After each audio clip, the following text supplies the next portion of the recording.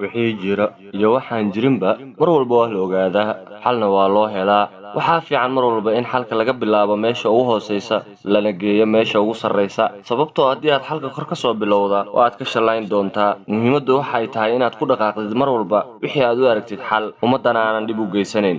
ka feker oo mar walba la soco dadka aad deriska la tahay, xaq baa kaa saaran. ogowna ma wanaagsana laba wajiilanimada. saacad ka mida noloshaada ha ku fikirin inaad khiyaanto dadka, ha ku fikirin inaad samayso waxyaabo aanan muhiim ahayn, ha ku fikirin inaad dhacda hantida dadka, sababtoo adiga ma lihid. qof bilaaadina weligaa qalbigiisa ha dhaawicin, ha u sheegin been haddii aanad rabin. ogow noolo walba maalin ayuu leeyahay. maalinkaaga haddii aad xumaan ku bedelato, maalin aad ka shallayn doonta ayaa ku soo mari doono. mar walbana ma wanaagsana inaad shallayso, sababtoo waxaa qalad ah ficil aad shalayta markii aad samaynaysay ku faraxsanayd inaad dib dambe ooga shallayso. ka cabso alla subxaanahu wa tacaala, addoommadiisana nabadgeli. ahaw mid ka dhowrsada xumaan dhammaanteed, ha noqonin mid caasi ku ah waalidkii. sharafta, karaamada iyo cizada kuma jirto isla weyninka ee waxay ku jirtaa tawaaduca. mar walba alla subxaanahu wa tacaala isu dullee. madaxaada kor yeel wakhtiga aad la joogtid dad kibir badan. hoos dhig madaxaada wakhtigii aad la joogtid dad masaakiina. ha fiirinin taajirka ee fiiri kuwa kaa hooseeyo. mar walba dhexdhexaadka fiican ee ogow.